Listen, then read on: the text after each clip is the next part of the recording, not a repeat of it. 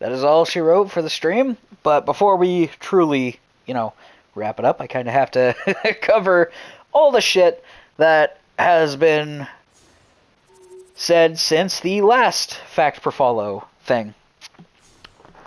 So, for the folks on YouTube who watch there rather than on Twitch every Friday, Saturday at roughly 6 p.m., here we are covering the remaining facts of the Fact Per Follow thing ever since the last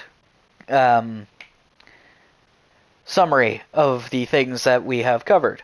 We've gone through facts 1 through 31 in total so far. However, we have some more. Fact number 32. Andrei Vasilevsky has the biggest pads in the NHL currently, making his butterfly essentially one of the best based on that alone. Number 33. Andrei Vasilevsky has also made an impressive save behind his back with his catcher's mitt. To this day, I see that highlight and I think, how did he manage that? Number 34. Marc-Andre Fleury ended Mike Babcock's coaching career with a fantastic glove save against the Toronto Maple Leafs while playing for Las Vegas. The end of his coaching career came at the end of a 5 or 6 game losing streak for Toronto, and, of course, he just wasn't doing it as a coach. Number 35. The last Canadian team to win the Stanley Cup was the Montreal Canadiens in 1993. Number 36. Despite that prior fact, many American teams who have won said Stanley Cup have had plenty of Canadian players, including some in the role of captains, such as Sidney Crosby of the Pittsburgh Penguins. Number 37. At this year's SummerSlam, there was a fan in the crowd who had a sign saying, "Go Knights Go," referring to Las Vegas.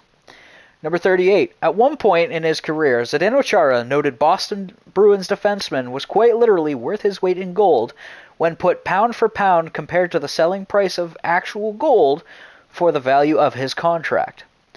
39. The 31 points on the Toronto Maple Leafs logo for the Leaf itself represents the year that the year that the Maple Leaf Gardens had opened, which was 1931. The 17 veins within the leaf itself represent the year that the team was founded, which was 1917.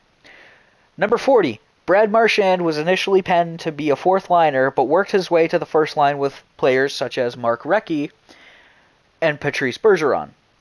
Number 41. Brad Marchand as well was also a vital player in the 2011 Stanley Cup winning run.